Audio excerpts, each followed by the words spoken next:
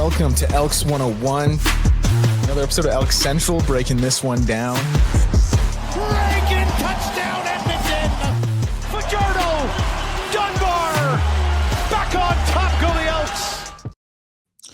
Okay, Elks101, welcome in. Declan, Eddie, Rick here with you, February 6th, Family Day edition. No stat time for us. We're doing it for the love of the game. Grinders. This is Big J Journal for the love of the game, but we are here with you. We're going to talk about Martez Ivey getting released. Going to go over the free agent press conference that was this past week, talk all things Ed, Coach Killam, some different players' comments, and just a full day of a nice Elks breakdown on this holiday Monday. Before all that, of course, how are we? Fellas, good weekend. How was, you know what? Weekend. Valentine's Day. That's what I was going to say. Ooh, how was Valentine's Day for everybody? Blood, how was it for you? It was cool. We went to... She bought you all the stuff, huh? Where she bought lives. me, man. She spoiled you. A little bit. It was boyfriend. I got, yeah, for real. Like, what do I do? Dude, the minute they clock that I bring nothing to the table, it's over for me. But she got me this sick shirt. It's like, you guys know Baby and Gunna's collab album? I know it, but I don't know it. So like someone at work's boyfriend had a shirt that was like of the album cover. And I was like, that's sick. Oh, nice. Didn't even really think about it. She clocked that. And got it. That's nice. That's really nice. That's the thing. Like I am so bad for that. Like picking things up along the way. Like if I catch something and remember it for way down the line, I'm like, I feel like a hero. That's a good It's one. like, can't believe I pulled that off. That's really good because then, you get surprised by that. Yeah. Absolutely. Someone's listening. Yeah. There's some sentimental there. Exactly. When I do it, I'm like, probably put a big bad. smile on your face when you open that box. That's what I'm saying. It's just one of those things that you're like, that's awesome. Yeah. Like, I can't believe it. You know what else? I got the game Guess Who? Mm-hmm. I got an NFL player version of that. So I'm nice. Ideally I want to take it into like Sports 1440, shoot some content with it, do a little like subjective Guess Who with it, have some fun with it. But yeah, it was good. We went to the Harvest Room over at Fairmont, and it was pretty underwhelming. Like I gotta be honest. Did you go for brunch? No, we went for dinner. So it was like a 5-course dinner. The ambiance was really nice. The room was really nice, but it was like, anytime you're doing an event like that, you're getting small portions packed with flavor, or at least that's like kind of what they're selling you on. But it was like, first of all, if the 5-course thing took 2 hours, so there was a lot of gap in between each portion that was like this big. Yeah. That was that big. Yep. The main course was great, but the final 2 courses were desserts, and it was like a nice little strawberry trifle, whatever. But the last course, it was like a chocolate this big, a macaron like that big, and a gummy that big, like after bites. And we're kind of sitting there working it out. We're like, man, like this is like, if we break it down, this is like $80 a course, right? So and we're like, we're paying $80 for like a chocolate. This and $80 a course, so 400 a head. It was 400 total. Okay. Yeah. That's even there. No drinks included. No drinks included. There should be a wine pairing. So you could have added on a wine pairing for another $90. Yeah.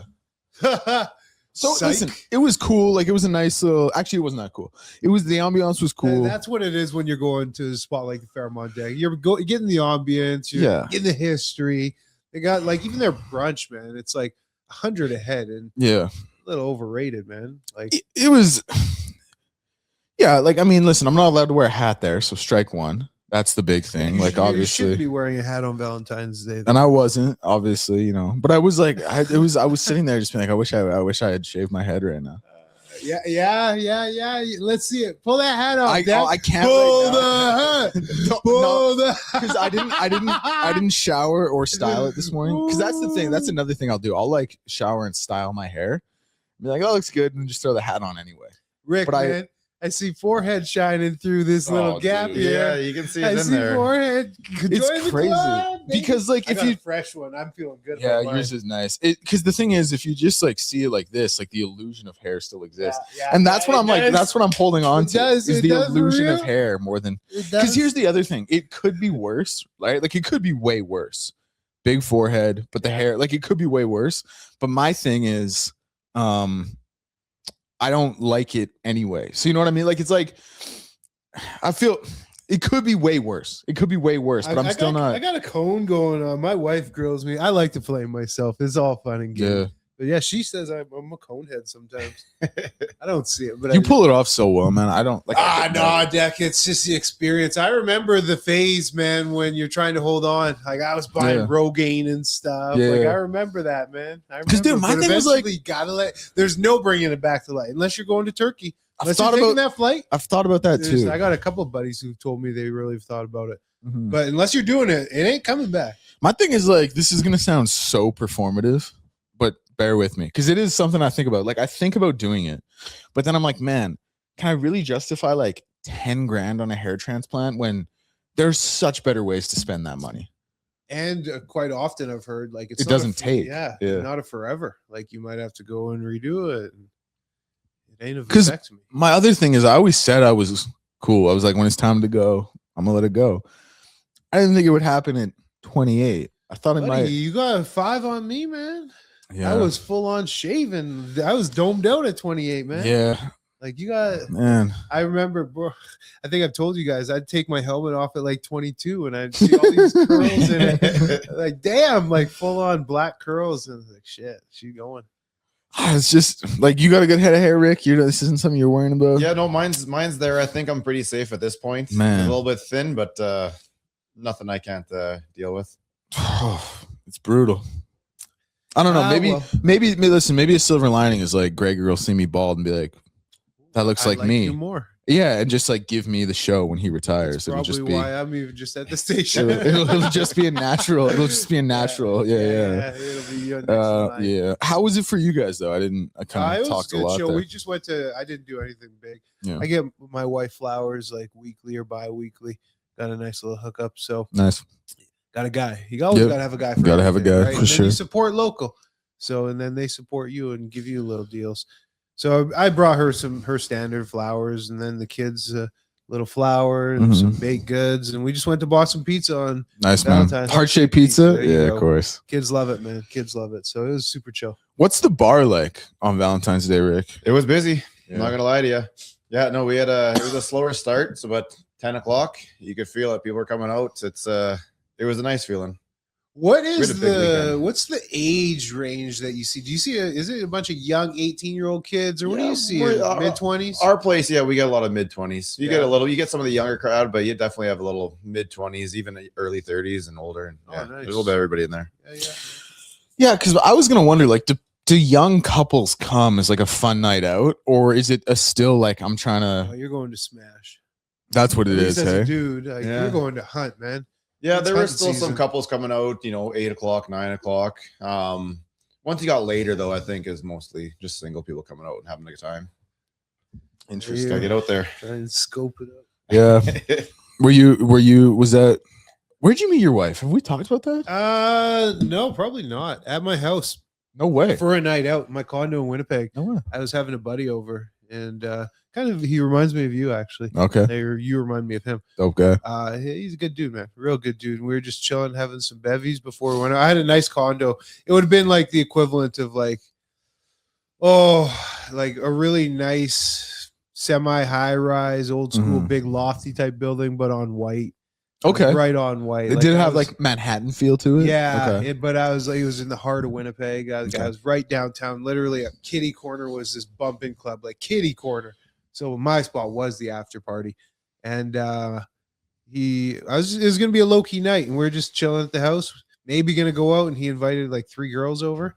And she was one of the 3. You weren't the one who was like, when they come in, and then when hit in the corner, you were up front. Yeah. Oh, yeah. Okay. Oh, yeah. You didn't get scared of the moment. No. Okay. I never. And she walked in, man. I was like, oh, I have to have you. Yeah, wow. And then we started talking, and here's the thing. You can appreciate this, Deck. We were talking, and it's a night out, and we were just getting to know each other at my house still, and started talking about our faith and just really getting to know each other. And that was deal breaker, man. Game over. It's sad, hey? We I love 9 that. months later, bro. Really? Yeah. 9 months, eh? 9 months later, and then when you know, you know. Yeah, exactly. When you know, you know. On both sides, man. And I outkicked my Cub, boy. Whew. Yeah, I outkicked my coverage. I've been winning. I feel like I don't know. Have I? No, I'm just kidding. No, I feel like I I know what I'm about still, yeah. humbly speaking, but I know what I'm about and what I bring to the table. Yeah. But no, she is. I'm fortunate, bro. Man. I'm fortunate. I'm a very fortunate dude. That's what it's all about. I am. That's what it's all about. And now this is what? This is Going on 12, 10 Valentine's Day later. Valentine's. Oh, yeah, Valentine's. Okay. Yeah, Valentine's. 10 years, though. Yeah, man, it's been quite a ride, Deck. Yeah. Quite a ride. I put her through hell. Yeah, that's what you've said. She's rode with That's me. what you've said, yeah. She's rode with me. Entire career of a pro athlete. Like, that's tough to that's do. tough. That's tough to do. Yeah, especially because you're so selfish as an athlete. Yes. It's all about you. Yeah. You get all the recognition. Everybody wants a piece of you. Yep. You know?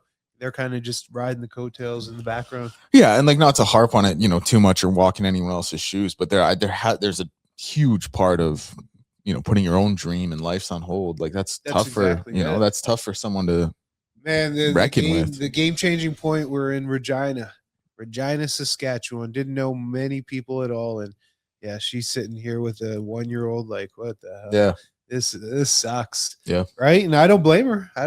So that's no a big friends, reason no why I family. retired, Yeah, man. It's a big reason. Focus I could on have got 12 years. I think I easily could have got 10. Mm-hmm. Like I went out on top, like statistically Yeah. playing well, good ball. Playoff game that we lost, 3 tackles and a sack. Like still had it in me, but yeah, it was time. It had to be. Yeah, it had to Life be is on your bigger than terms. the ball. Yeah, dude, man, and it's crazy. Some people don't always see it that way, and you look what it cost them, right? Yeah, Like, 100%. Tom Brady's probably the most famous example. Lost, Giselle. Broken family. Yeah. Broken at the end of the day, man. Broken family. I mean, he's obviously kind of in a little different category than every other athlete. Yeah, it is. Just Tom It Brady's is. not. But still, family's broken. It's tough for anyone. There's a cost. There's always a cost. There's always a cost. Yeah. There are a couple more things I wanted to get. Go ahead. Oh, I was gonna segue, bro. Speaking of cost, man, Ed Hervey knows how to pay the cost. Yes, he does. Are you want to talk about that now? Whatever there were a couple. this is your show. I thought no. that That's not nice, true. Slick one.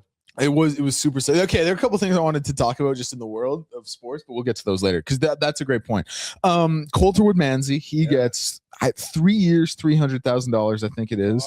Brendan Bordner added, Jordan Murray added. We've talked about the guys who have been added, like the Austin Max, Joe Robustelli. I do want to touch on Ed and Coach Killam and all those guys' comments from the media scrum. But let's start there. Let's start with Coulter because that was a perfect segue. He's getting paid $300,000. He is now, for anyone who doesn't know, he's the highest paid Canadian non-quarterback in the CFL. CFL history. Yeah, CFL history, which makes sense when you think about, yeah, of course. $300,000 a year. It's going to be over 3 years, I believe. $900K total. $900K total. I don't know the exact terms of the contract. I'm sure I'll be able to find them here in a second. We don't know if he's going to play center or guard, but clearly if you're Ed, and this is another thing, like you can dance around it as much as you want as the GM. Anyone with eyes who knows football knows how much of a problem that line was. So it has to be addressed. Certainly. And you go and Coulter Woodmansey, he was the highest graded center last year by PFF's metrics in the CFL. I think he's probably better as a guard. We'll see where he ships out. I asked Coach Killam about it. Didn't get an answer. No surprise there.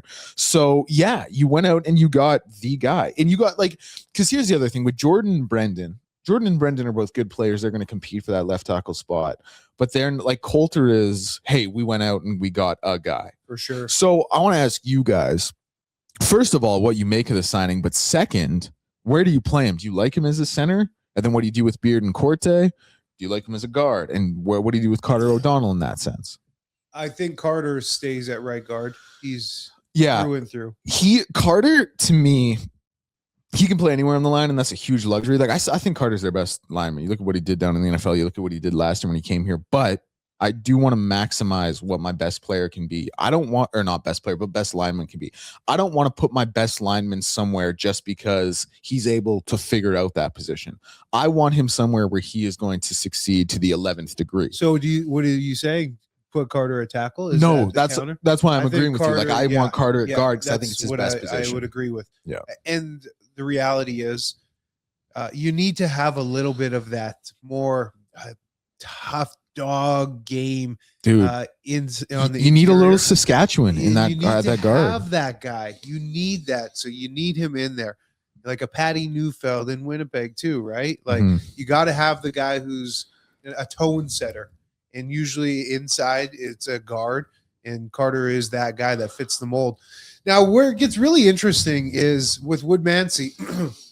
He graded out as a high center last year. But Beardo's a really qualified vet who had a pretty good season last year, making good money. Corty, what is it? Corte. Like, there's so many different ways. I should hit his dad up. I like his dad. Talk to him a lot on Twitter. But he's making 190 deck. Excuse me. In the past, like, you're getting cut because they brought in Woodmansey. And he underperformed. And with O'Donnell and Beard, they're just all bigger. For some reason, Mark seemed like, I don't know, his body size just, he kind of got a little smaller last year. He wasn't as physically dominant as he had been earlier in his career. So and that happens as you get older too. That's just the reality of it. So unless he gets back to that, and unless he puts on a little more weight, because he was playing, it looked like under 300 pounds a lot of games last year, and you could see it. Like, he looked great in the screen game where he could use his athleticism and get out.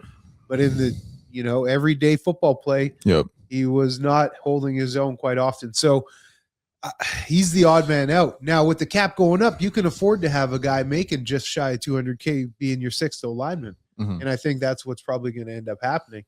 But as of now, the interior, it would be Beardo, I would say, Woodmansey, and O'Donnell. And I think that's pretty set in stone as your A's coming into camp. So you got, and then you're keeping Beardo as your center. I keep him as center. And then, so here's, I guess, the other question. Do you put Brendan Bordner and Jordan Murray, the two new tackles who came in, do you put one at left tackle, one at right tackle? Because I don't think either really have experience playing right tackle. No. I think they're going to compete. Because the thing is, the argument I would hear. Bordner can play guard, too. See, I asked him about that. He said no. You didn't. Oh, okay. I was like, "Would you?" Yeah. I asked him about, and I hate to just step on this take immediately because I did ask him because thinking you're in there, man. I need to know. Big. What does this say? This says Big J Journo right there. But I asked him because I said, "Listen," and we'll talk about him and Jordan a little bit more in a sec. I asked him. I said, "Listen, Jordan took your job. Like, that's, you guys are both here now." And then I said, kind of as a follow up, like, "Would you ever want to play guard?" And he just was like, "No." Good. So it brings up a funny point. And so this is why, kind of going back to the Carter thing, like, I think in an ideal world, Carter O'Donnell is my right guard. And I think in that ideal world, my strongest position on that offensive line is then Carter O'Donnell at that right guard spot. But when I look about the prospects of who's going to be a tackle there, that's the only thing that gives me pause, thinking like, listen, if I can go Beardo at center, I can go Coulter at my right guard, Carter O'Donnell at my right tackle, Bordner or Murray at my left tackle, and I guess keep Corte there at my left guard as well. I can live with that only because I think if I have Coulter and Carter O'Donnell playing my guards, I think my right tackle spot, like, really depleted, because Brett Boyko forget about him. He's a turnstile. But they could always, that's an American, man. We know the tackles typically are American dominated position. You can find a lot of good competition out there. You're right, though. Carter could play tackle, and that might be what their plan is for him.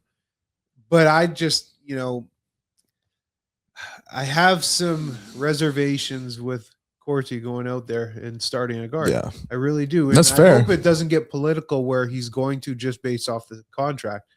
But you could clearly see in the game last year, like, just the size and strength wasn't there. Yeah, well, it's funny. I always think, like, my number one you don't know ball moment is when we were giving our team awards, and I was like, yeah, I really like Corte as my best offensive lineman. And then you and every lineman we had in here and everyone we talked to liked Beardo more. And I was like, okay, I guess I got to watch this line a little bit closer. I totally get what you're saying. I've come around, and like, the size is an issue, especially at that guard position. I wonder if there's ever a world where Corte and Beardo compete for the center spot. And Beardo moves out to guard. They did that a little bit last year, and I always thought that would be what they do, because just Beardo's taller and bigger, taller and heavier. So put him at guard, but they didn't. They didn't. So there's a reason for that. Yeah, like, I wonder if there's the biggest, like, what are we doing here crazy move for me would be like day one of camp, we're seeing like Coulter taking first team reps at center.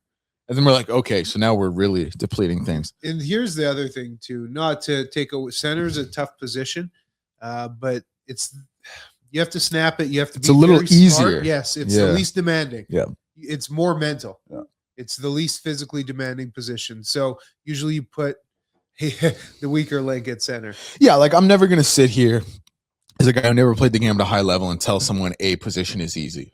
But a lot of center, respectfully, like I'm not sitting here saying it's easy. A lot of it is, Link, you know, the snap count, double team, like you know, and then make the calls. Yeah, calling out the ID the mic. Yeah, like, make sure your line is on the same page. But yeah, there's rarely a guy right up in front of you. You're usually helping. Sometimes you'll go through plays without even. Yeah, and it's like if you ever have to go like with a silent count, you have like a built-in excuse almost. For like getting touched for that. Yeah. Can't mess the snap up. Now, with all that being said, though, just to go back to your point about Woodmansey playing center, man, it's kind of questionable if you're going to give the $300K a year man the center position. Playing center. Yeah, and I don't think you will, just for a lot of reasons. Like the paycheck is obviously you got to go and earn that check to a degree, man. Just because you're making it, you got to go and earn that, man, at the hard positions. Yeah, 100%. And then the other thing is, like, obviously, if he's playing center, Beard and Corte are not as good guards as he is, and if he's playing center, you would think one of them has to play guard. Yeah, at the minute, if not both of them. Exactly. And do you want that? Like, you probably That's the don't. alternative, right? This is another thing. Like, I asked Coach Killam. I asked him. I said, you know, what's the plan for Coulter, center or guard? Knowing pretty, well, it's going to be guard, but I want to. And he was like, yeah, we'll see at camp. And I was like, yeah, okay, I guess we will see at camp. But like, at least, like, how big was he? He feel big? Yeah, he felt sturdy. Yeah. He felt sturdy. Jordan's obviously huge. He's like 6'9". Brendan too, though. I was like, he felt sturdy as well. Like he felt like he had a great center of gravity. Yeah. He had a great base. Eye test was there. That's why we got you down there, man. That's what I'm saying. Ears and eyes. Ears and eyes, yeah. I just hope it doesn't get to a point where they stop liking my questions where I get, one word. Because this is the thing, like when I asked about Martez, and maybe, to Ed's credit, it wasn't the time or place for the question, but I did ask. I was like, what's the plan for Martez? And, Ed, he'll give, you ask him one question, you got a 5-minute answer. I got one sentence. I got like 10 words. He was like, we'll figure that out at the end of the day. Yeah. And he was cut the next day. Yeah. But. So you were in his head. I guess. That's good. They don't like it. Ain't nothing wrong with that, man. They respect that. They respect that. It's yeah. Good ball talk, man. Well, that's the thing. I always like to, It's a sign that you know what's going on. Yeah. Yeah, because listen, like you can only ask him so many times, how was free agency this year? Oh, I know. You have to get creative and you really think about what you're going to be asking. Yeah, and some of the like I don't know. That's why I like to get a little bit more into things. Like some of the things, like no bad questions, but when you're getting thrown out, like, do you think you'll be a playoff team next year? He's gonna say no. I know. You know what I mean? Like, I know. I had Killam on Friday, and I had a list like probably 12 questions. Some of them were super whack. Some of them, football talk. Yeah, real football talk, and you can tell by the answer too. Like Killam's pretty short with his answers. Yeah. And I was surprised after, man, he went on. Really? He was word vomiting to us on Friday. Well, about give for anyone who didn't listen, give a little.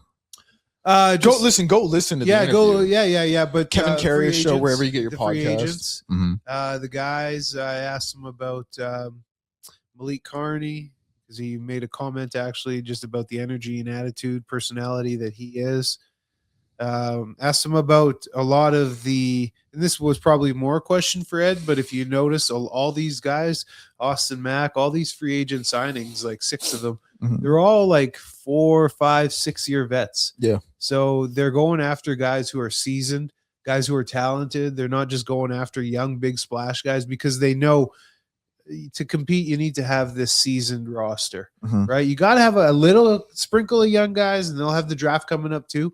But the majority of the leadership and who's really rolling the boat is vets. Yeah. And he signed like a bunch of 6th-year guys, 5-year guys. And that was noticeable to me. Speaking of which, man, Austin Mack, that's a guy with WR1 personality. Like he's just got the swagger. Yeah. He wasn't down there, was he? Yep. Oh, he was. Yeah, got a chance to talk to him. We'll run through everyone's kind of comments here. I guess before we get to everyone individually, we'll do Ed, we'll do Coach Killam, we'll do the players I got a chance to talk to.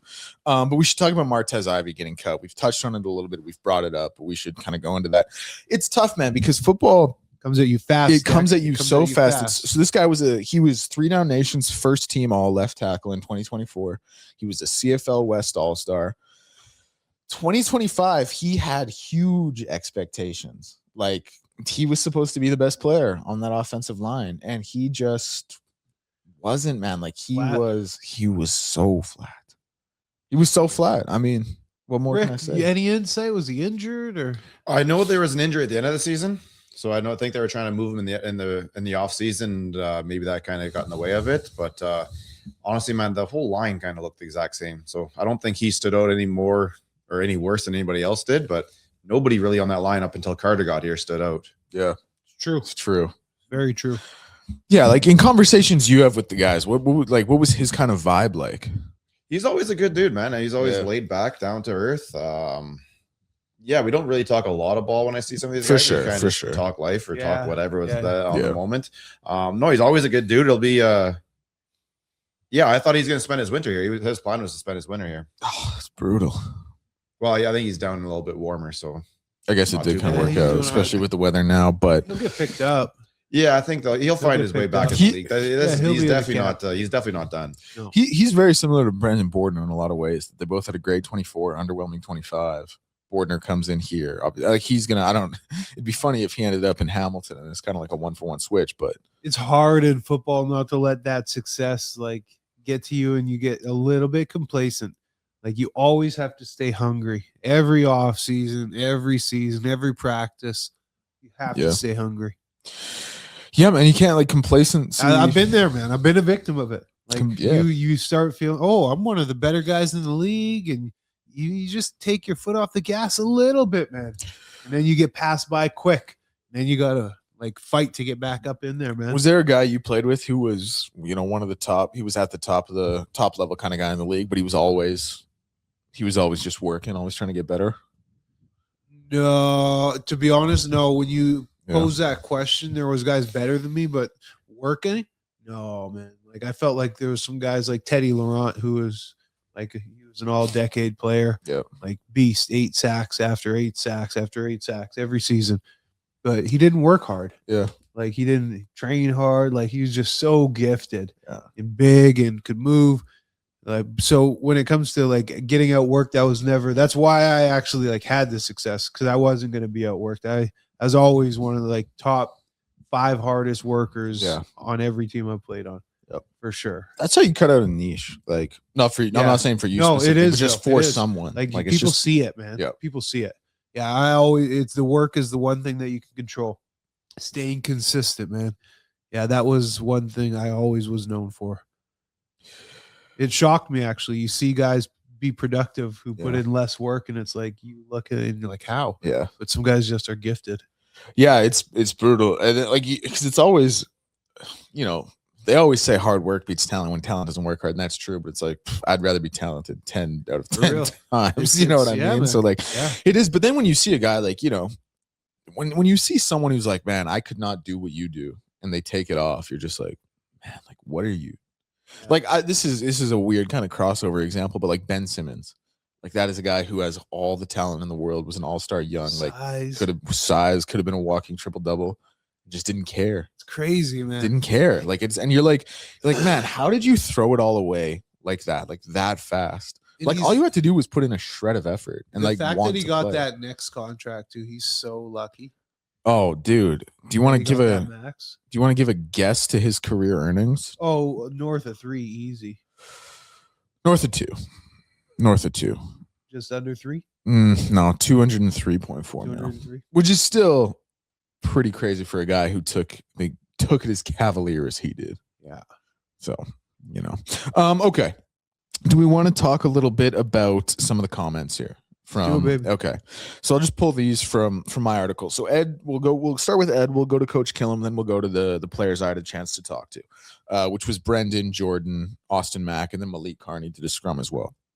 So Ed, his opening response, it's a great day for us, to be honest with you. I mean, as we said when we arrived, the perception of this organization is going to change when we got here.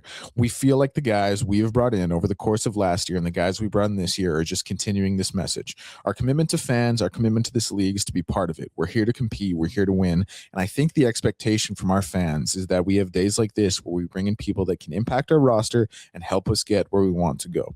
So my kind of takeaway from this was like, this is obviously a GM answer. This is something, any GM in the league is going to say. But in the old regime of the Double E, this is something that would have totally been lip service. But with Ed, and I want to know what your guys' thoughts are on this. With Ed, my thing is like, he really believes this. Like, he really means this. Because anytime a GM gets up there and does a press conference for any team in any sport, you have to go up there and you have to sell hope. Then maybe it's a little bit easier if you are Stan Bowman and you have Connor McDavid on your team. Like, it's a little easier to sell hope to the fan base.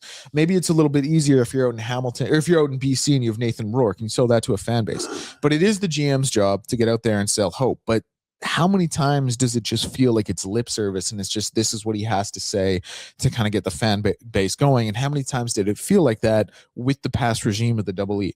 But with Ed here and with Chris here, and obviously under the Thompsons ownership with Coach Killam, like, you can tell, to my mind, to my ear anyway, you can tell he really believes this. Like, this is something he actually means. He's not just saying it to say it.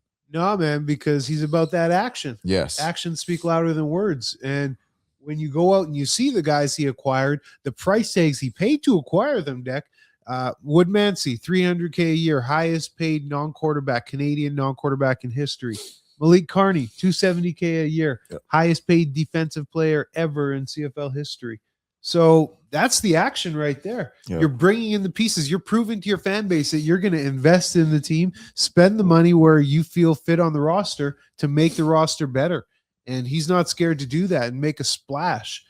So Ed made his presence felt, and it was a haul, to be honest. It wasn't like just two guys. Mm-hmm. It was a haul of guys, 4 linemen. Yep. What was it? Bordner, Murray, Woodmansey, Malik Carney. 4 linemen in the positions that we said they needed to get better. When I talked to Killam, going back to that interview, what's interesting, they didn't sign any DBs. In fact, they re-signed all their DBs because they believe in those guys. They have the continuity. Man, this team's going to hit the ground running. So if you can't see the green lights all around as to how the dots are starting to connect in place, you're blind, because Ed's doing it. So he believes it because he's living it, he's walking it, and he's proving it. Yeah. Where do you come out on the comments from Mr. Hervey? Like, do you kind of follow the same train of thought? Like, this actually means something this time? I really do. And I think it starts off with, like, Ed's from this organization, and he came back to this organization because he wants to get it back to where it's supposed to be. And I think that's why Chris Morris is here as well. And you've got guys who bleed green and gold who are back in the management seats. And I don't know, I believe them a lot more than when you had guys who had nothing to do with the organization come in here, right? When Brock was here, he doesn't know what it's like to be here. He doesn't understand the organization. These guys have played for the team. They've put the helmet on before. They've gone out there and they've bled, sweat, and tears for this team, for the organization, for the city. When they talk, it's always going to mean a little bit more because they've been there. They've done that. And then Ed has gone out there, and you win in the trenches. We've said that before here. And Ed has gone out there and build up those spots and went out and got perhaps the best defensive lineman that was a free agent, and perhaps the best offensive lineman who was a free agent. He's putting his money where his mouth is.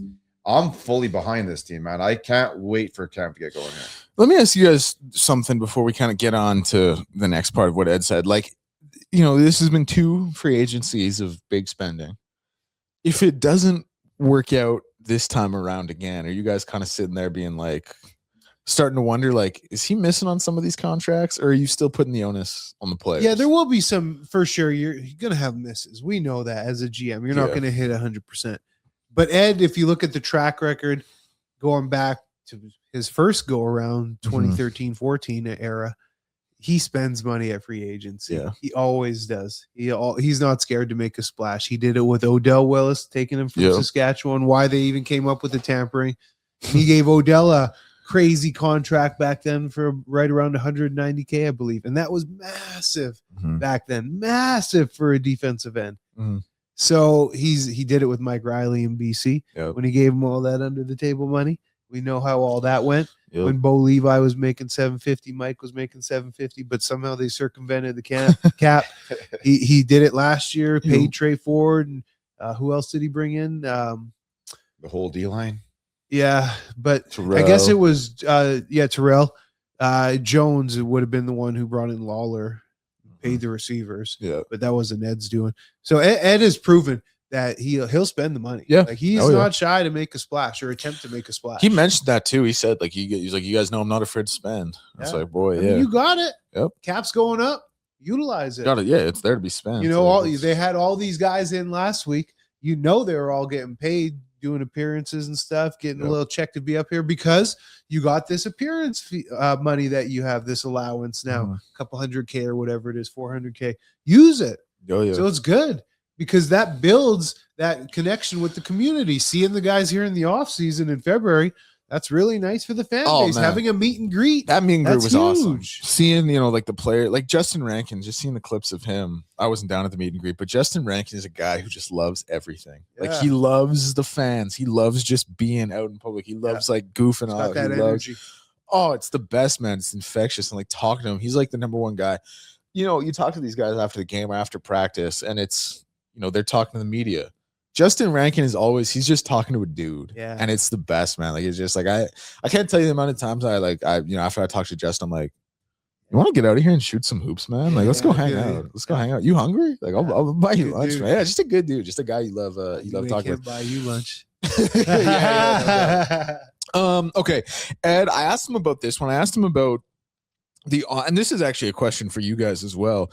Like I asked him about how much does the on the field ratio play into when you're building a team? Because of course you have to factor in the ratio. Like I'm not, oh wow, we just signed 44 Americans. We don't like, of course you have to factor in the ratio. But yeah, because my thing was like, do you go about it? We build the best roster we can and we let the ratio figure itself out later. Or do we, you know, build out with the ratio in mind, like with that at the forefront? Yeah. And so his answer, he was like, because I said how, like, the way I phrased it was like how much of that factors in versus like I guess the way he answered it was, do you build that best roster and let it the ratio figure itself out from there? And he said, no, that's rolling the dice and living in chance. Everything is calculated on what we do here. We build a team with the expectation of check the roster, make sure you have your certain strongest national players that you can get. You draft them, but with respect to how this league is, you have to make sure that you can maintain them. Which brings up another funny point when you look at how the offensive line was a point of I don't know what Contention. the word. Well, like it was, it was. But like the ratio, they got a lot done in the ratio on that offensive line, and it's looking like it's going to be Coulter's a Canadian, but it's looking like over that. Other than like Carter as well, but it won't be. What was it? It was 4 Canadians last year. Yeah, like now we're looking at 2. Maybe they have a lot of flexibility though. Yeah, depending on what they do at safety. If they run an American safety, that limits it. But Joel, because you got Joel and you got Tyrell on defense. So that creates a lot of flexibility there because then you can have a receiver, at least 2 receivers. So Leary Orange and Cody's guy. Kaon. Julian Grant, the double last names. Yeah. So you got 2 there. Best captions in the league. And honestly, some of the best fashion in the league too. Kaon actually, if you look at his numbers, man, he'd been a consistent 3, 4, had a couple 500-yarders, but then he popped for 800 last year. He did. And, you know, you got to feel pretty optimistic about his game now. Yeah, so you do, but I also saw him drop some pretty big balls. You catch those, he's over 1,000. Catch those, he's over 1,000. Catch those, you're probably in the playoffs. That's what I was going to say, Rick. You took the words out of my mouth. Like, you can't listen. I like Kaon. I know. I like Kaon. I think that was just my sidetrack. No, yeah. Doing some digging. That was kind of it with the Ed thing there. But he did go on to say, he was like, we're strong in a lot of areas. I can't wait to see how they gel. Addition to the new guys under the belt. Because he had also made a point of like last year was overhauling the roster. This year is adding to the roster. Tweaking. Exactly. You know what you got. Yeah. And it kind of might seem funny to some people. It's like you're tweaking a 7-11 roster that missed the playoffs for the 6th year in a row. Like, but there wasn't a need to overhaul. Yes, I agree. Like like people might look at that in just a vacuum and be like, "What are we doing here?" But anyone I think who followed the team throughout the season knows this is the correct way to approach this roster. So, yeah, they're going to be fine just with the ratio 2 deck. They're going to be just fine. They got enough good talent, Canadian and American. Yeah. And then the last thing, I guess, just to briefly touch on it, I did ask about DeBodrick. I was curious what he was going to say about that. Fat Bynum. And he was basically like, yeah, we look forward. We don't look back. So bad question, buddy. I was Yep. like, hey, but I was thinking because I've been really hard on Devondrick. JJ, better, but man, like 5 picks. Calgary got him. Tough to do, and he's gonna have a chance to get his get back, but he'll play in is their what it is. secondary. Oh yeah, Don't be surprised if he goes and gets a couple. Yeah, against Cody. Or just picks in general, like this season. Yeah. Oh, for sure. But I could see the number 3. I could see him having 3 picks. We'll follow up. Also, I could say 4. Honestly. Okay. 3.5 might be the line. Because my thing is, I just you got to play Edmonton a good few times a year. Calgary typically has a ball hawking secondary. He's a good player, just not physical.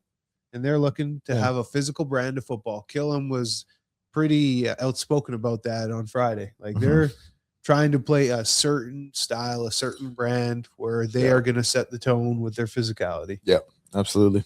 All right, let's move on to Coach Killam here. He had said in his scrum again, like it was coach speak to a large degree. He had mentioned there's a sense of clarity in the coaching staff that allows them to fully focus on football. And he had mentioned, there were just big guys last season, new guys coming in, obviously didn't have a place to live, like a lot going on. He mentioned JC was having a baby, which is huge. Congrats to JC Sharon. But he said, like, listen, everyone's here. There's this sense of clarity. We're going to be able to focus on football fully.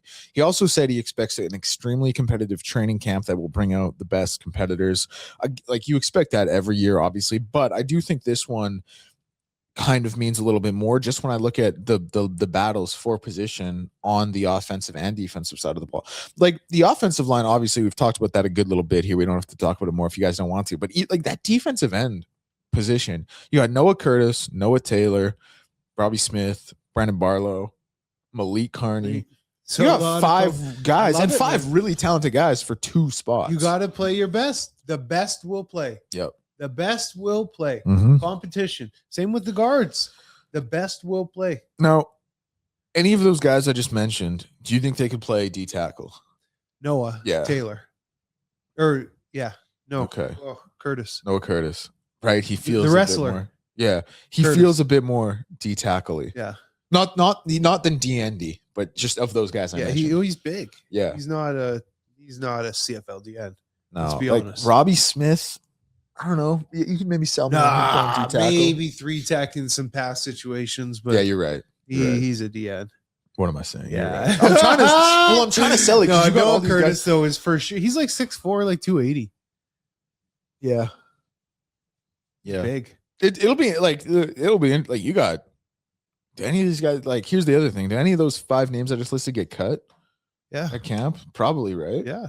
Right? That's for sure they will because be. For sure they will be. You You only 5 got a certain amount on the roster. That's the reality of it. Mm. And when you're making big price tags, they're looking to, you always say it. Man. What is that last day of cuts like? Oh, it's tough. You're just you're on, if you're going to make it or not. Like, just based off the reps and how much reps you're getting in camp. But yeah, it's nerve wracking, man, until you have that meeting with coach and you're safe. You're never safe till you're safe. Yeah. And then that first meeting after all the cuts, like that first meeting. It's like, well, gentlemen, everybody's looking around. It's like, yeah, this is us. We made it. Did you ever have a really good friend in camp who ended up? Oh yeah, every year, man. Every year. Brutal, every man. Year. Yeah, every year. Brutal. And then some years you just see guys and you're just so happy to see them gone. Really? It's good riddance. Yeah. Training camp, man. It can be a grind. 21 days just with the same guys and the dorms and meals together and it's meetings. Just get sick of guys. Did you how many 2-a-days do you guys run in camp? Well, we did the power practices, so which are 2-a-days essentially, but that'd be every day, man. That'd be in a 7-day week. You'd have at least 5 days of them. Mm-hmm. And then, of course, with preseason games, you taper off. Yeah, you're not going right back into them right after. But yeah, there's how intense is the first preseason game of the year? It's I mean, if you're young, there's a lot going on and it's fast. When you're older, though, it just you step back and you realize just how much of a shit show it is. Let me ask you this: in 8 preseason, guys with the same numbers. Yeah, you know what I mean? Let me ask you this: how many players in preseason? Like, what percentage of players in preseason mess up their assignment? A high percent. I was thinking, a high. Like, I would bet it's like in the 80s. Yeah, a high percent. Okay. Yeah, it's happening fast. Man. Yeah, it's happening fast. Because I always think of what some Glenn Suter said on a broadcast once. He was like, "Listen, sometimes like physically you'll just be overmatched. That happens. Like sometimes the guy across from you is just better than you. That's life. That's football. Sometimes you're not as good physically as the other guy, but those mental mistakes are the ones where you prove to yourself and to the coaching staff that you can't play in not this worthy. league. Yeah, you're not worthy. That's the one thing that because I think people get caught up with trying to match someone physically and try and like mano with them. No, the mind it's very powerful. The mental aspect of it. It's football. It's X's and O's at the end of the day.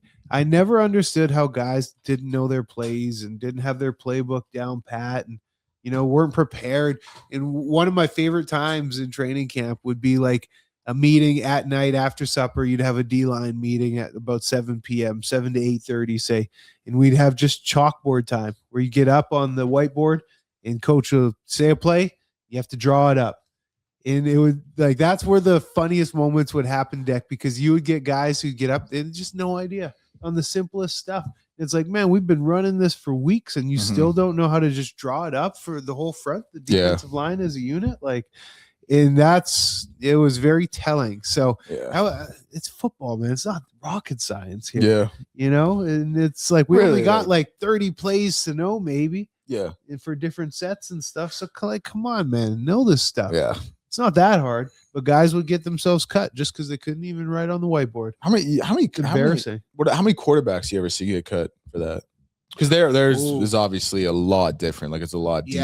Yeah. To be honest, I'm just gonna try and replug my computer in here while you talk. Never really have been privy to the quarterback room, so I don't I'd be in there for offensive stuff when I was playing right guard, but I don't really know what goes into that. But I would probably say it happens a lot because it's unfair in a sense. Like, sure, it's an opportunity to play pro football, which is a dream for everybody, but man, they throw a lot at you in a short span of time and high expectations. So if I say that as a D lineman, I could only imagine as a quarterback, having to know a playbook and having to figure out the reads, especially in a young American coming up here where the field is a cow pasture and you have an extra guy and it just can mess with your reads. It's a different game, man. Dude, and the waggle, having to get that timing right for your guys. Oh, I couldn't imagine how challenging that would be.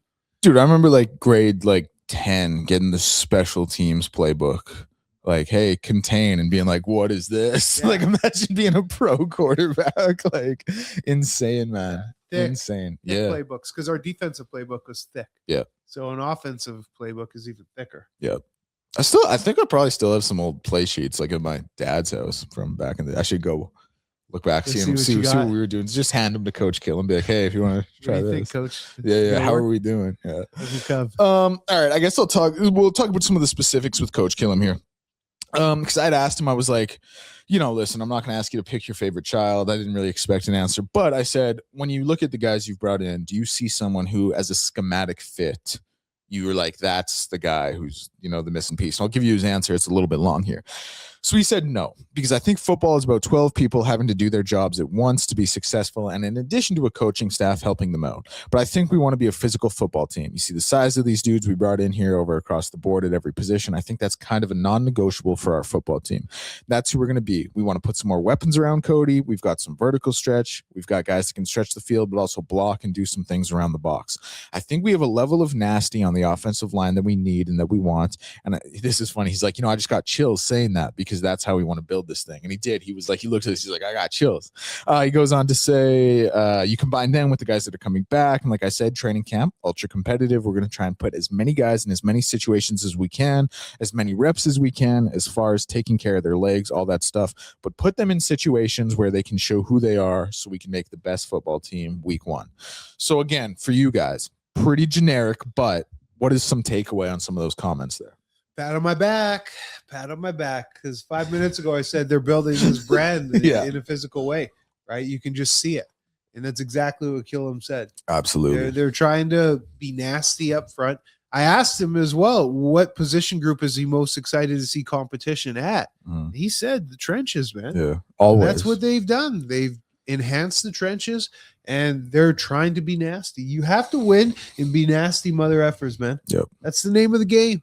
In fact, he brought up, and you can probably see the clip on Twitter about the 2015 Eskimos in his response when he was talking about the O-line and just how big they were and how big our offensive line was. He said it reminds him of the 2015 Eskimos and how big and nasty their offensive line was. Mm-hmm. It's the reality of it, man. That's how you win. Yeah. Yep. Rick, man, what are your kind of takeaways on Coach Killam's comments there? They really line up with everything Ed Hervey said.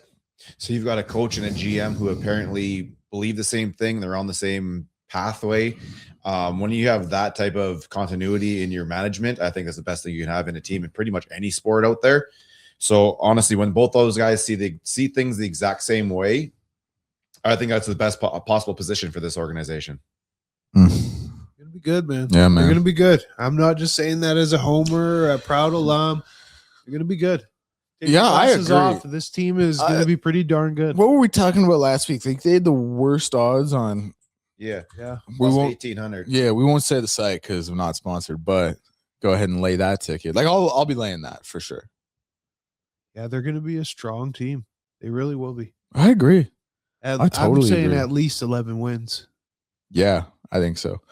The West will be, Saskatchewan will be worse, unfortunately. But they you look at what they lost. Like they got stripped, man. Yeah, so they'll be worse, but I still think they'll be good. Yeah, they will. BC, right. yeah, BC will be. Yeah, Corey Mace is a guy that's a guy who he has his teams come correct. Yeah, BC will be the cream of the crop. Yep. Everybody in the league, they'll be chasing BC and Montreal. Winnipeg and Calgary are interesting ones. I don't know how to clock them quite yet. I think Winnipeg will be better than last year, but they're just old. Like aging. They're so old. Bringing a lot of them back. Yeah. Montreal is going to be, if Davis Alexander stays healthy, class of the East. Yeah, they'll be tough. They'll be a tough out. And outside of that, man,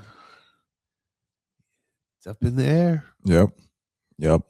Malik Carney, he did a little scrum with everyone. He was pretty, generic. He was saying listen, I'm really excited to be here. I'm excited to be a leader, which is all good. He was asked about you come in with that Grey Cup pedigree. Can that help? You can teach these young guys what it takes to win. And he was like, yep, absolutely.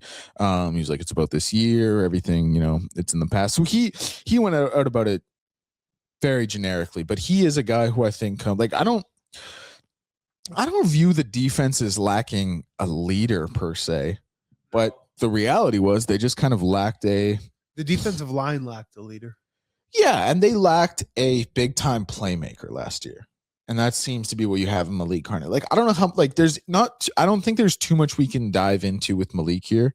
And I just say that because, hey, we brought in a really talented rush hand who's going to go get the quarterback. That's kind of the gist of this. You know what I mean? There's not too much to. And if you look at the numbers, he's been productive everywhere he's been.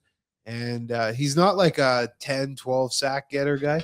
He's 6, 8, 9 type of a deal. But he makes a lot of hustle plays, and he's just strong and consistent. So he's going to be a good addition, man. You're right, though. There's not a lot to dive into. Yeah, there's not. He's a hired gun to be here and rush the passer. That's what it comes down to, man. Yeah, I mean, Rick, is there anything you want to touch on with Malik? I don't know. I'm not trying to just gloss over it. He's a great player. He was number 2 on 3 Down Nation's free agent big board or whatever. But it is just he didn't. His answers were very generic. He's a plug and play guy. Let's see his answers on the field. Yeah. Right. You're not here to talk into the microphone. You're here to do something on the field. It's real. We can talk all we want right now, but the answers we're really going to see the answers come May and June when camp starts and we get into the season. Interesting. Sorry. Okay. Yeah. Let's move on to Brendan Bordner then, because we do have 3 guys here I want to talk about. I asked him a couple things. I just want to touch on a couple of them here. I know I just said I asked him a couple of things. I just want to touch on a couple. I asked him a good bit, but there are 2 I kind of want to touch on, because one was I was like, listen, Martez didn't have a great 2024-5. Is this something you actively look at and you're like, I can go steal a spot there? And he said his answer was, yeah, you have certain expectations coming in for how position battles are going to go. But at the end of the day, it's what you do between November and May that's going to determine that, so what he's doing in the offseason, how I'm working it leads to June through October. It leads into June through October. And so he makes a great point, because you think about, like the work you're putting in the offseason, how it translates into the season. But at the end of the day, like that season tape is what matters. I'm stumbling over my words here a little bit. I don't know how to phrase it correctly. I get you. I think it's the right approach. It's the right approach. The kid clearly seems, I say kid, but like 27, clearly seems like he has the right makeup, especially coming off a tougher season and being replaced. And he knows this is a fresh new opportunity. And I think he is taking that right mental approach. Yeah, I agree. Work hard, grind hard, come to camp and compete. Let it show. Because, so you bring up the next one I wanted to touch on that I asked him. So I asked him, I was like, listen, you come over with Jordan. You guys had that. You got benched for him. Let's, you got benched for him. And he was like, he kind of took a pause and he was like, it is what it is. And he goes on to say, listen, as a player, as a teammate, as a friend, and as a roommate. And I asked him, I was like, so you guys were roommates? They were roommates out in Hamilton, apparently. But he was like, yeah, listen, as a teammate, as a player, as a friend, as a roommate, you're never rooting against the guy. Obviously, I want to be the guy out there instead of him. But if it's him out there, I want him to be the best left tackle in the league. He also was funny. He was like, or right tackle. So he's already playing. But he's like, I want him to be the best left tackle in the league or right tackle. Wherever a guy is, that's what you want. Like, I'm not bitter or angry at the player. It's not on the player. Coaches make the decision. Whatever the coaches decide, you go with that. You make the best of it. And whatever role you have, you just kind of exceed in that role. Great answer. Really well, thought out, trained answer. And this is the thing, it touched on everything for me, because he made the point about being a great teammate, exceeding in the role you're given. Like if you got to come in and you're a backup and you come in when someone's injured, you exceed in that role. But he also made the point, like, I hope it's me. I want it to be me. I wish it's me. And coaches made that decision, he said, but he gave him a reason to make the decision. If you're out there starting all year and balling, they're not going to take you off the field. Yep. That's what it is. That's like the number one position battle I'm looking at, I think. Like, it'll be really interesting for me to see how that whole unit, bro. Plays. That starting unit. Five. Yeah. How is it going to unfold for week one? It's going to be a good unit, though, I think. I do. Keep Cody upright. Oh, man. If they hit the ground running, what if they go 2-0 to start, boys? No reason they can't. Fire up the parade. Man. Yeah. I've thought about this as well, because I think it's like an 0-4 start would be. I was already planning my monologue. I say 2-0 and he goes to 0-4. Do you guys remember off the top of your head who they start the season with? Ottawa. W. Then Montreal. Nah. At home. Tougher one. I'll say W. Winnipeg on the road. W. Tough one, though. Yeah. Tough one. BC on the road. All right. So, all right. Stop it. Stop this guy. Stop it. Look, if you want to be one of the best teams in the league, you got it, man. Right? To be the man, you got to beat them. There's only 9 of them. Wow. Got to beat the other 8. Okay, I do want to talk about Jordan Murray's comments kind of on the same question there, because I asked him, is that something you talk about, something that just happens? He was like, yeah, obviously that's something that just happens, but I do think it's unique because we were in a position of competition last year. This time around, I feel like we can be more cohesive, work together. We'll see how the parts play out. Not my decision. We'll see what they do with other people, but I'm just excited to come in every day and earn it.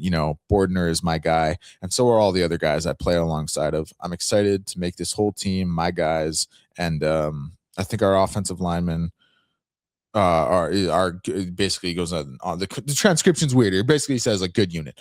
So he kind of approached it the same way. I thought it was funny that he mentioned like we can be more cohesive together. Almost like I wonder if he's pitching that kind of the same way Bordner did. It's like, hey, maybe we can both play the tackle spots. But again, he had the great answer. He's like, yeah, it's going to be up to the coaches. We'll see how it plays out. I'm excited to go earn it every day. And he also mentioned, he was like, Brandon's my guy. He didn't quite say it as explicitly as Bordner did, where he's like, if he's out there, I want to be the best left tackle in the league.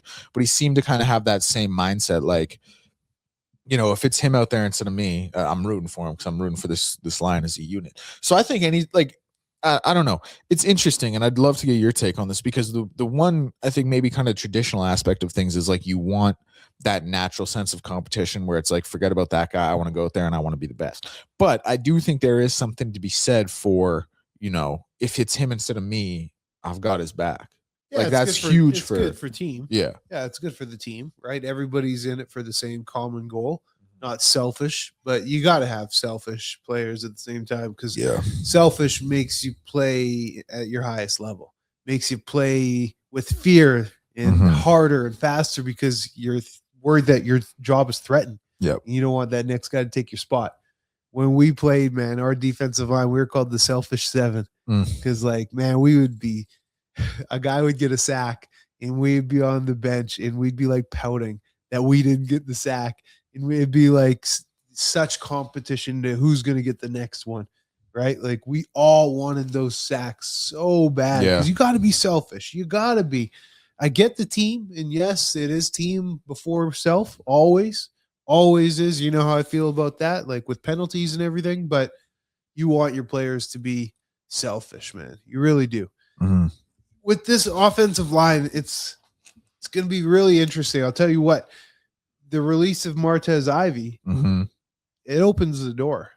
So maybe you're going to have a little more competition initially because Ivy would have maybe competed for one of the tackle, and then you got Bordner and Jordan Murray competing for another. Like now Ivy's gone. So there's so much more opportunity for both of these new signings. Yeah. I still... I don't know. I love doing that exercise of just build the line, but I'm not going to do it for the third time in 40 minutes here. So I guess we'll move on. They're going to be good, man. It'll be a good unit. Yeah, it'll be a good unit. My worry for the Elks line is like we got 4 really strong guys. We just have one glaring weak spot at one position. Hopefully not. But Ed would address that, and they'll have. And if it is like one of the tackle positions. Man, you can just bring in so many Americans compete until you find one that finally fits. Like you could bring in 5 a day. Yeah. Just try them out. Try them out. Just find any 6'5", 310-pound body you can find. Cody for Jamarcus Hardrick, 1-for-1. Oh, wow. That's a player. Cody for Jamarcus Hardrick. Listen, we need someone to protect the quarterback. You want Powell, huh? We need someone to protect Powell or Snyder. I'm not very high on Taylor Powell, by the way. If this is his first episode listening to ElksNation as a proud I was about to say, new Elk, dude, where do you guys come out on Taylor Powell? He was gonna be the next dude. I mean, the numbers, and then he wasn't 10 touchdowns, 9 picks type deal. Yeah, he wasn't, but he got hurt, and then they had Bo Levi, so you're not going to play in front of him. But you'd like to think that he learned quite a bit watching Bo throw for over 5,000 yards. Yeah, but he doesn't have any meaningful reps in the passing game since he had 3, 4, and he's 24. Never really popped at any level. Like his best year in college was 5 and 3. Right. Yeah, you're right. 16 touchdowns, 8 interceptions, or something. I don't know, man. And watch it. He can throw the ball downfield. That's awesome. How does everything else look? Because it hasn't always looked great. Now, to your credit, it hasn't. It's been a while, and he's had a guy to learn under. But it's also is that just 2 years of getting rusty?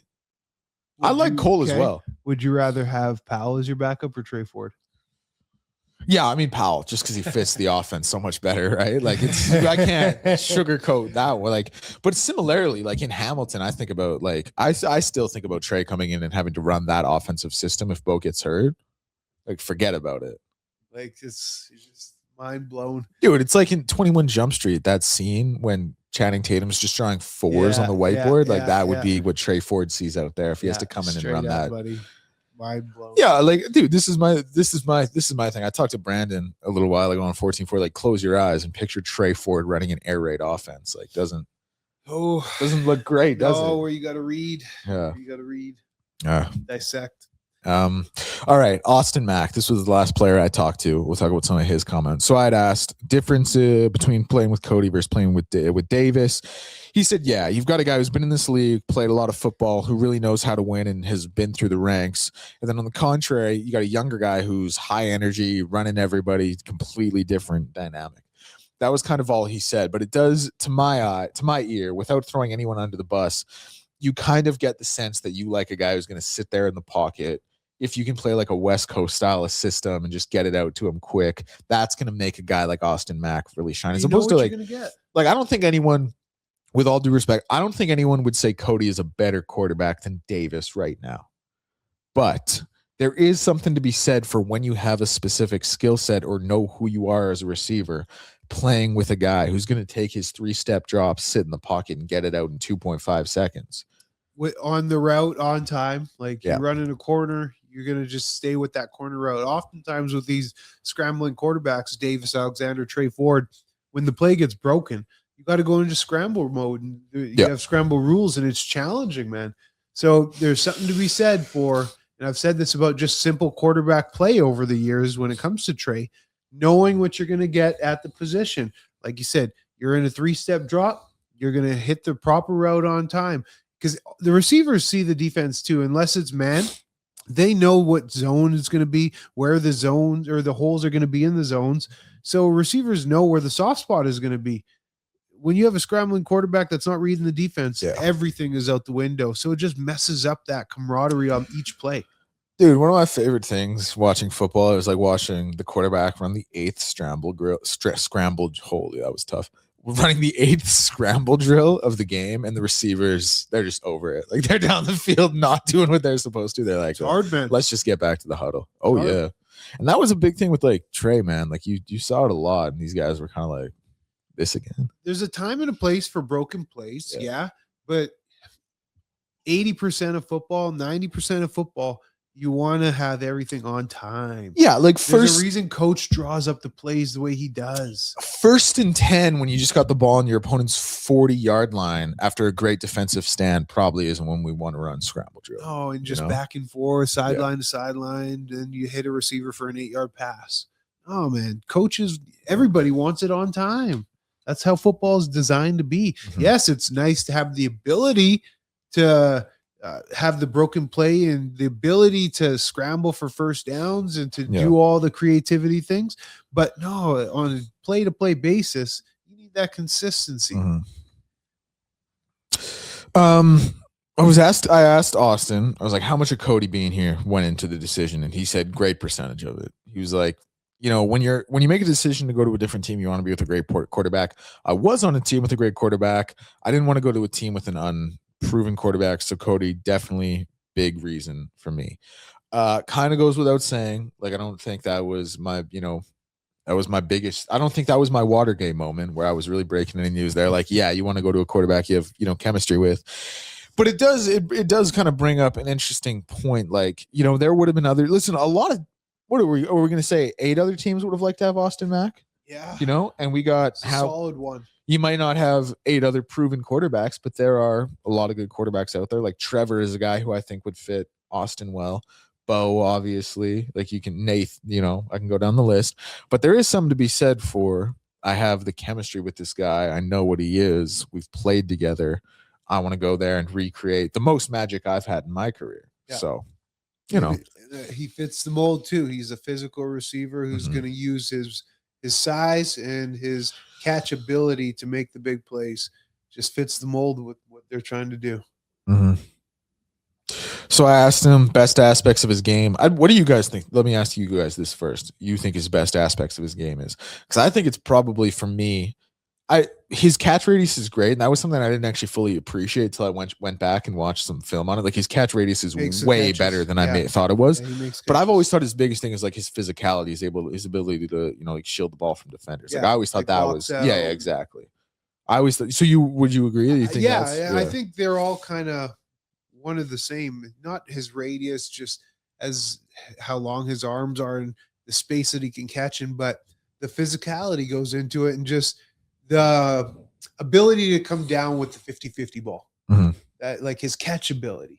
That's what I would say is his catchability is his strong suit. Because I don't think of him as someone who can go high point a ball. No. But when you think of someone with a good catch radius, you think of someone who can do that. So it's kind of it's an oxymoron there in that sense. Because I still don't I've never thought of him as a guy who high points it. But he can go in. You put it here. Yeah, exactly. Going to get it. He'll toe touch on the sideline. He'll lay out on his belly for one. He'll go up for the 50-50. Like, he makes all those hard catches. Yeah. He's not a burner though. He's not a Benjamin Victor where he's 6'5", he's not that big. Point. No, like he's not. He uses his body really well. He's not that thick. Yeah, and he's not that tall. He's like, now he actually might be the one guy I've seen with an accurate listing because he's listed at 6'1". He probably actually is about 6'1", which is pretty rare. When I saw him, I was expecting him to be my height. Yeah, but he actually is probably a true 6'1". He's not like the biggest guy. But it's crazy because he does use his physicality so well. And what do you think, Rick? Like when you watch him, what do you think his best attribute is? Honestly, I just like the fact he's an all-around, his all-around game, right? Like he may not be the best at this, that, or anything, but in terms of all those categories, he's in the top whatever. So I think it's just this all-around receiver that he brings to the field. Yeah, because he said, this is what I guess it's all leading up to. He was like, I get open. That was kind of his mic drop moment. He was like, I get open. I think he might have even said, watch the film or something like that. I don't know if he did. I can't remember. Let me actually, I think I have it transcribed here. Yeah, he did. He said, yeah, I get open. Watch my films. I'm open. That was it. Right there. That was his whole answer. Dude, that's so funny you said that. I win. Because I said to him, I was like, that's kind of like Coach Sig, hey? And he was like, then I asked him, I was like, did you watch the Big Ten championship? Because, Ohio State, they lost that one. And he was like, nah. He's like, move on. Same when dude, that's another thing. Like when we were talking to Noah Taylor about how Tech plays Enter Sandman, like they don't want to talk about that for 1 second, man. They want to move on. It's real for them. I like that. So I'll finish up with this one on Austin Mack, then we'll move on to Rick's rant and blind ranking to finish up the show. So I asked, first kind of impressions of Edmonton. What do you think of the team? And he said, yeah, listen, obviously we know that Edmonton hasn't been successful prior to the Ed Hervey era. It wasn't a great organization, but you could see last year when Cody came and me and Cody kept in contact, there was a culture shift. There's more guys that are buying into it. You start seeing success late in the year when he started getting the keys to the offense. And ultimately you just have to respect that because they came to our place and whooped on us. And ultimately you just have to respect anybody in this league and what they're building. And so I think he makes a great point because it would be really easy to just kind of say like, yeah, I'm happy to be here, whatever. But he made the point. He's like, listen, it hasn't been great. There's been a culture shift. Cody's a part of that. I've been keeping in touch with Cody. Like that's, I think, huge for morale for bringing in a guy who's going to be your number one receiver. Huge for morale for the fans knowing that the guy who's brought in as your number one receiver views it this way. And I like that he brought up the fact that over the years, this organization was in the pits. Yeah, man. People knew it. People could see it. Other players knew it. Other players knew this was an easy dub on the calendar, licking their chops. This is a stat game. Whenever you're playing the Elks, you go and get your stats. Mm-hmm. Not anymore. And there's a reason now guys want to come here. Cody Fajardo is a big reason. The success they had last year is a big reason. Ed Hervey is a big reason. Yep. There's so many stars aligning. Absolutely. Going to be a successful season, man. I can only say it so many times. Yep. Man. I feel like we covered a lot. I feel like this has definitely been our longest episode so far, right? I guess when you don't have to jet off about that ball noggin a little bit.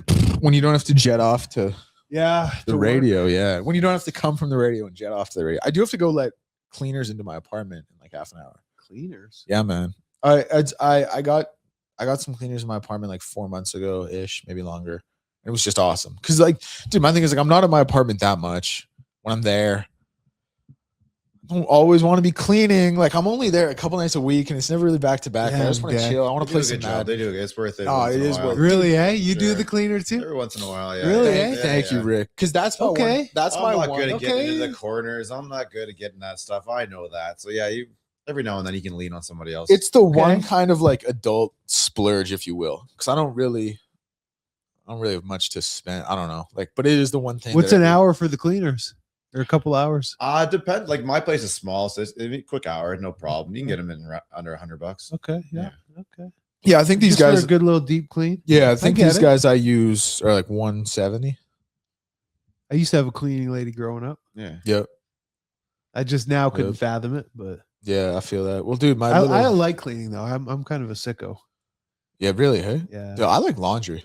Pretty type A. Like I gotta get my stuff done. I can't have dishes laying around. Yeah, dishes. I can't have a pile of it. Grosses me out so much, man. I can't do it. I need to have it pretty tidy. Yeah, the kitchen's usually pretty good for me. I didn't have a dishwasher my whole life though. Like until I moved out. Really? I was the first time I got a dishwasher. Actually, sorry, I guess my dad had one like a little later when he got the house he lives in now when I was a little bit older. But for the most of my life, it was clutch. So clutch, man. I could, yeah.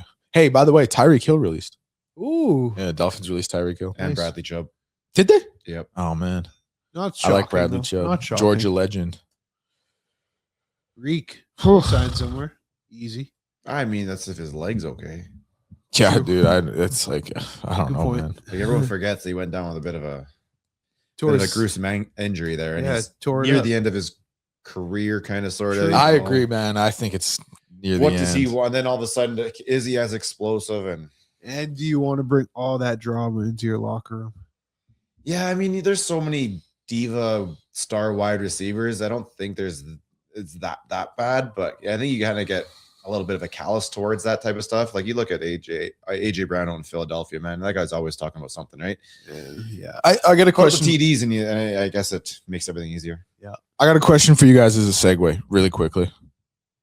How many GMs in the league do you think would take Jalen Hurts over AJ Brown? So I think it's not many. Really, I think most. You think most would take Jalen Hurts over AJ Brown? It depends on your quarterback situation, I guess. Dude, I think it might be like 5. Really? Yeah. Jalen Hurts can't throw a ball down the field. I think it's system. He's Trey Ford with a Super I Bowl think ring. it's system, bro. Because he's shown he's got it. I think it's system. I don't know. I'm not all out. I'm not all in on Jalen. All I right, think it's that's a fair. lot of system. Because like there's games where he's like perfect when he airs it out, and when like there's a actual attempt to be a passer. I don't know, man. It's weird. I think that's more system than player. Okay, but like just raw talent, you would agree AJ is better. Is he though? Look at the drops, man. Did you see He did that? have some bad last drops. game? He did have some That bad last drops. game was bad. Like he had like 4 drops that last game. I don't know if it was 4, but 3. Yeah, he had a few. He had like No, 2 you're right, He had man. like He- legit more than 2 drops. I think it was in 3. that last game. And they were bad drops. Too. Yeah. They were. One was a touchdown, was it not? Like he had some drops earlier in the season where he was bitching about it, and then that following week he had 2 Yeah. big drops. Yeah. Like All so right. he had 5 drops in 2 games. There's 2 games right there. All right. Okay. Yeah. No fair. Okay. Let's get to Rick's, let's get to Rick's rant. Look, we just dipped into it a little bit there. I was holding on to this one, but yeah, it's being the Dolphins fan here, getting rid of Chubb, getting rid of Tyreek is both double-edged sword, I suppose. One, you lose 2 high-end players, but at the same time, you're at a point where you need to rebuild, retool, and reshape it a bit. So it's probably for the best, but it hurts when you lose some players like that, man. You know, right away you're going back down to the next season is going to be a retooling, and the one after that is who knows. And but we got the new guys involved there in terms of management and whatnot. So we're the Miami Packers right now, and we'll see how it goes going forward, I guess. Yeah. So let me ask you this as just a follow up to your rant. Are the Dolphins like their top 5 worst situations in the NFL right now? Yes and no. I think you've seen what Denver did. Proves you can get out of it pretty quickly. Yeah, if you do it correctly, you can get out of it pretty quickly. That's a fair point because there's a lot of parity in the NFL, What and do you it do does with Tua? flip over quick. You got to you move Dude, on. I from think him. Cut him? I think you cut him. If A lot you of can't dead trade him, money. if you can't trade him, you got to. Just got to eat that dead cap. Would Well, let if me you're gonna have dead money, then you better go out and make sure you nail your draft picks. let me ask you this, Rick. Would you trade Tua for Kyler Murray 1-for-1? Probably. I would take Kyler over Tua. Dude, because I For think I sure. mean, I don't think you can play Tua anymore. Just So a now less you're of a risk of this. now you're talking about. See, I don't think that's a big issue either, though, because he had the 2 or 3, and then for the last little bit, he's been fine on turn. Yeah, but there's like He was in the last one. Is he that was why done. he sucks though? Is that why his game has declined? No, I think him and his coach just I think it's started part to of it. like peel off, and it's going to be For interesting sure. to see. Let's see what the McDaniel, coach there does was an somewhere else with issue. Herbert, and let's see what Tua does with a different coach. Oh, I think Herbert will thrive under McDaniel. Oh, We're I going to agree. find out if Herbert's a good quarterback or not. Oh, I think he's a good. I think we know. Yeah, He's a good quarterback. But he has never been able to do anything. I don't even. Man, I'll make up excuses for him. Still, Yeah, though. Look I at his don't- tackles. If imagine No Slater, no Alt. no alt. Like Yeah, no all quarterback's going gonna down win all with all that. going down all the time is right. But I mean, at the same time, then you look at Tua's line. Tua's line has been Swiss cheese Yeah. the whole damn time. Yeah, like I'll give you that, Rick. Like you got to win in the playoffs. Like, it's, and then Herbert misses passes. I mean, Tua definitely did this year. He took a huge step backwards. He If not did. two or Yeah, three. he Herbert, missed a lot. same thing. He goes out there and misses The- passes. going I back don't to- know if you want to get into a who makes more mistakes. No, battle this is definitely not about Tua who and makes more. Herbert. I'm just saying Herbert as that guy still misses passes. Well, going back to Kyler Murray, though, first of all, like just bias alone, I want a right-handed quarterback because you have to your whole offense is backwards. We don't see many lefties, and it's challenging. Like Yeah, your it whole changes your offense, offensive it is, tackle. man. The timing of it is different. And if you look at Tua, the way he wasn't a traditional offense where you're dropping back. It was all quicks and timing type of plays. Whereas Kyler Murray, is faster. Tua is not very fast to be able to get out of the pocket. Kyler can scramble, make that up, but he can make all the throws too. And I don't know about age if he's younger. Both not very big They're dudes. essentially the same age. Yeah, not within very 2 big years in or something. stature. But I just would rather a righty and a faster player. Heart. That's what I'm worried about with Kyler Murray. Does How he have badly the does he heart? want to be? Yeah, How badly that's do you want to valid. play? That's in the league? fair. That's valid. That's more than fair. That's valid. So I don't know if he does that much. He doesn't have a heart, and Tua doesn't have a head. But if you have to choose between that negative cap hit or bringing in a guy who possibly could get you an extra win or three, you probably I have to get, go I that get route. that. No, it's I not get like that. we have somebody, even if Quinn Ewers is your guy, or you pick a guy in the draft this year, probably not starting the year with him. It's probably best to be starting off with Kyler Murray. So probably Kyler Murray. Yeah, I would take Kyler. Just at this point in time, I would take Kyler. Such a weird one where I think it's honestly a lose-lose for both teams, but I also feel like both teams say no, but they also might say yes to take a chance on something different. Who would you rather play with in Madden? I think it's pretty simple. Kyler. Yeah, Yeah, but like I don't know. that's pretty simple. I used to love Aaron Brooks in 2K. I don't know if I want him on my team. Like I get what you're knock down saying. the tray though. Yeah, Aaron Brooks he was a killer, man. He was fun. In Houston, he was a killer. Dude, at Chicago. Yeah, He was he could hit threes, man. Oregon, he was a dog. We're talking about Sam Brooks from Oregon. number 0. Yeah, little. Yeah, man. He He had a goatee. But my answer again, going back to the Madden question, I would way rather play with Kyler Murray than Tua. It's not even a question. Okay. All right. Yeah, I can live with that. Listen, okay. Would you guys at least give me this one? This isn't exactly Allen Lamar. I don't think these are great situations for anyone, but Valid. all right. Let's you know what? Blind rankings. Let's wrap this thing up. Land this jet. Land this jet. We have some goats here. Arguable goats, but like we'll call them this. goats in their own sports. Let's start it off with Usain Bolt. So here's the thing. This is the thing about Usain Bolt, because this is gonna be a great blind ranking. Round of applause already for Rick. I can tell this is gonna be great. Usain Bolt, I don't think necessarily accomplished as like I'm not gonna sit here and badmouth Usain Bolt, but everyone runs. Like everyone can sprint. Not everyone can skate. Not everyone can catch it. And he does it better than anyone. Nobody can do it as fast as him. Yeah, man. Like he's 3. I'll put him at 3 as 4. well. I'll put him at 3.